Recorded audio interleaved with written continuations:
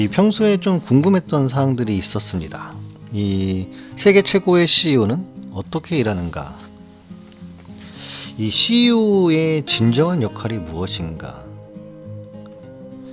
이런 점들이 좀 궁금해서 여러 권의 책을 좀 찾아보다가 서점을 방문해서 오늘 이를 좀 설명한 괜찮은 책이 있어서 소개해 볼까 합니다. 이 CEO의 역할은 모든 면에서 점점 더 어려워지고 있습니다.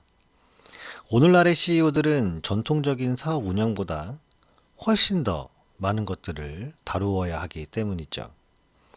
기하급수적으로 가속화되는 이 디지털 전환 속도와 이에 수반되는 인력 재교육, 사이버 보안 문제도 다루어야 합니다. 직원들의 건강과 행복, 다양성, 소속감에도 관심을 기울여야 하죠. 지속 가능성에 대한 우려, 보다 목적 지향적인 조직에 대한 대중의 바람, 광범위한 이 사회 이슈를 대변하라는 요구 또한 증가하고 있습니다. CEO들은 이러한 요구들에 귀 기울이는 것을 넘어서 이에 대한 대중의 철저한 감시와 행동주의에도 대비해야 합니다. 이 현대사회는 소셜미디어의 어떤 주도로 몇 시간 안에 대중의 분노를 야기할 수도 있는, 그것이 옳은 쪽이든 잘못된 쪽이든 이 흘러가는 세상이기 때문이죠. 실제로 지난 20년간 포춘 선정 500인 CEO 중 30%가 임기를 3년도 채우지 못했고, 신임 CEO 5명 중 2명이 취임 후 18개월 만에 실패를 겪었습니다. 만약 이러한 CEO들이 CEO 역할에 대한 기본 지침에 대해 특히 탁월한 CEO들의 지혜에 대해 배울 수 있었다면 큰 도움이 되지 않을까 생각이 듭니다. 복잡한 오늘날의 세계에서 많은 CEO들이 불확실성을 최소화하고 또 실수를 막기 위해 노력을 합니다. 사실 이해는 갑니다. 진정한 용기는 신중함에서 나온다. 이런 속담에서처럼 이해 당사자들에게 큰 영향을 미치는 역할에 잘 들어봤죠. 하지만 이런 신중한 사고방식이 결국 성공에 대한 헛된 약속과 다음해의 예상 감소를 야기한다는 것은 이미 입증이 되어 있습니다. 최고의 CEO들은 이런 역학을 이해하고 차별화된 마인드셋으로 회사의 방향을 설정하며 접근을 하고 있습니다. 그들은 운명은 담대한 자의 편이다 라는 관점에서 불확실성을 포용하죠. 운명에 순응하는 자가 아니라 운명을 개척하는 자로서 역사의 한 획을 그을 기회를 찾아 끊임없이 움직입니다. 이런 마인드셋을 수용하는 CEO들은 상위 10%의 기업이 전체 경제이익의 90%를 창출하며 상위 5분위에 해당하는 기업들이 4분위, 3분위, 2분위 기업들의 이익을 합산한 것보다 30배 더 많은 경제이익을 창출한다는 사실을 잘 알고 있습니다. 그리고 뜻밖의 결말이 하나 있습니다. 이 평균 수익만 창출해온 CEO가 10년 동안 최고 수준의 CEO로 성장한 확률은 12분의 1에 불과하다고 하네요. 성공 확률이 얼마나 낮은지 잘 알고 있는 최고의 CEO들은 방향성 설정 차원에서 세 가지 차원을 담대하게 적용하고 있습니다. 이 중에 몇 가지만 좀 살펴보겠습니다. 최고의 CEO들은 회사를 위해 판도를 바꿀 비전을 만들어냅니다. 하지만 이 조직과 공유할 때는 자신의 견해를 무조건 받아들이라고 하지는 않습니다. 노벨 경제학상을 수상한 심리학자 데니얼 카너먼이 이 질문에 대한 인상적인 답변이 될 실험을 했습니다. 실험 참가자의 절반에게는 무작위로 번호를 찍은 이 로또 복권을 나눠주고 나머지 절반에게는 직접 복권을 고르게 했습니다. 그런 다음 당첨 번호를 뽑기 직전에 돈을 줄 테니 복권을 다시 돌려달라고 얘기를 했죠. 연구원들은 이때 무작위 번호가 찍힌 복권을 받은 사람들과 복권 번호를 직접 고른 사람들의 요구와는 돈의 액수가 얼마나 다른지를 알고 싶었습니다. 사실 합리적으로는 연구원들이 참가자들에게 지불해야 하는 금액에는 차이가 없어야 합니다. 복권은 순전히 운에 달려있기 때문이죠.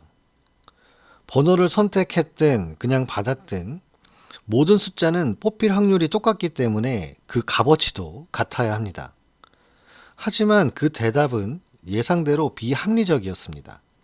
국적, 인구 집단, 당첨금 규모와 상관없이 번호를 직접 고른 사람들은 최소 5배는 더 많은 복권값을 요구를 해왔습니다. 이것은 인간의 본성에 중요한 진실이 드러납니다. 메드트로닉의 빌 조지처럼 사람들은 자신이 직접 참여한 일을 지지한다라는 얘기가 있습니다. 그런 사람들은 그 일과 관련이 없는 사람들보다 5배는 더 적극적으로 나선다는 거죠. 그 근본 심리는 뿌리 깊은 생존 본능인 우리의 어떤 통제 욕구와도 관련이 있는 것입니다. 어쨌든 뛰어난 CEO들은 비전을 세울 때 직원들을 그 과정에 포함시키려고 했고 모두 이와 비슷하게 훌륭한 결과를 얻어냈다는 것입니다. 최고의 CEO들은 크고 대담한 결정을 내려야 할 때 올바른 정답에 도달하는 가장 좋은 방법은 오너처럼 생각하는 것이라고 얘기합니다. 또한 최고의 CEO들도 훌륭한 조직을 만들 때 사람에서 출발하는 게 아니라 역할에서 출발해야 한다는 사실을 잘 알고 있습니다. 따라서 먼저 가장 중요한 업무가 무엇인지 자문하고 그 업무를 완수하는데 필요한 지식, 기술, 특성, 경험을 규정해야 합니다. 이는 말처럼 그렇게 명확하거나 쉬운 일이 아닙니다. 평균 성과를 내는 한 의료회사 CEO에게 직원 중 가장 능력 있는 리더 20명은 누구인가? 라는 질문을 던졌습니다. 그는 직원 명단을 내밀었고 다시 한번 질문을 했습니다. 회사에서 가장 중요한 20가지 역할은 무엇입니까? 그 목록도 또한 바로 받을 수가 있었죠. 답변을 내놓는 속도를 보면 그다지 고심하지 않는 듯 했습니다. 그럼 마지막으로 우리는 첫 번째 목록에 있는 사람들 중 몇 명이 두 번째 목록에 있는 역할을 맡고 있는지 질문을 했습니다. 그런데 그 CEO의 얼굴이 창백해졌습니다.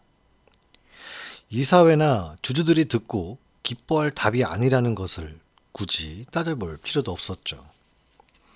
이와는 정반대로 사모펀드의 거물 블랙스톤의 CEO 스티브 슈바르츠먼이 같은 질문에 어떻게 답했는지 살펴보겠습니다. 그와 최고 인사 책임자, 최고 재무 책임자는 회사의 투자 포트폴리오에서 어떤 리더십의 역할이 수익, 영업이익, 자본 효율성 면에서 가장 큰 가치를 창출하는지 정확하고 자세하게 조사를 했습니다. 예를 들어 사업체 한 곳의 목표는 주가 수익 비율을 8에서 10으로 높이는 동시에 수익을 60% 증가시키는 것이었습니다. 그들의 분석에 따르면 1만 2천 명의 직원이 37가지 업무를 담당하고 있고 회사 가치의 80%를 견인하는 것으로 나타났습니다. 혼자서 10%까지 수익을 변동시킬 수 있는 잠재력을 가진 역할도 있었죠. 이 슈바르츠먼 또 경영진들은 각 업무를 적합한 리더들에게 맡기려고 애를 썼습니다. 우리가 인터뷰한 모든 훌륭한 CEO들이 그렇게 엄격한 방법을 적용하지는 않지만 모두 인재관리에서 가장 영향력이 큰 역할에 개인의 시간과 에너지를 집중하며 현저하게 높은 수준의 엄격함과 규율을 적용해 온 것이죠. CEO의 인사결정은 곧 CEO의 모든 영향력이 집중되는 부분이고 CEO는 반드시 올바른 결정을 내려야만 합니다. 멀찍이 써서 대충 할 수는 없는 거죠. CEO의 역할은 10종 경기 선수와 공통점이 많습니다. 최고의 CEO들은 조직 배치, 리더 동원, 이사의 참여, 이해관계자와의 소통, 개인의 업무 효율성 관리 등 모든 영역에서 세계 최고라고는 할 수는 없지만 모든 책임을 동시에 통합하는 데 있어서는 세계 최고 수준입니다. 많은 일에 능숙한데 그중 한두 가지는 아주 잘하지만 꼭 모든 부분에서 다 뛰어난 것은 아니죠. 하지만 이러한 것은 중요하지 않고 CEO에게는 모든 것을 함께 균형 있게 조정하는 능력이 중요합니다. 마지막으로 일반적인 리더들이 평범한 마인드셋을 가진 것과는 달리 최고의 리더들은 이런 앞서 설명했던 마인드셋을 통해서 환경의 주요 특징과 이를 탐색하는 데 대성공을 거둡니다. 단순하지만 분명한 사실은 앞서 나가는 집단은 다르게 생각하고 이는 매일매일 현저히 다른 행동으로 이어진다는 점입니다. 어제보다 나은 오늘을 만드는 최은규TV였습니다. 감사합니다.